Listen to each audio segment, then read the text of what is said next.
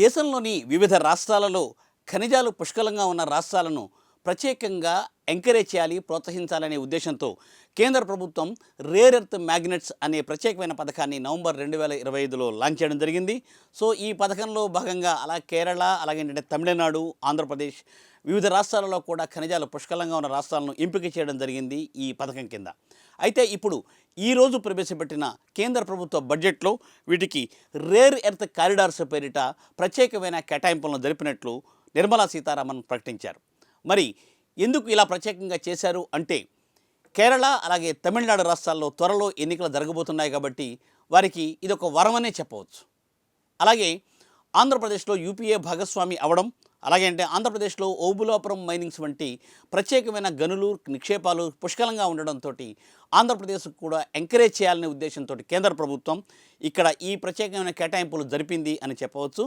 So తప్పనిసరిగా ఈ కేటాయింపులు ఈ రాష్ట్రాలను అభివృద్ధి పదంలో పయనింపచేశాయని ఆశిద్దాం.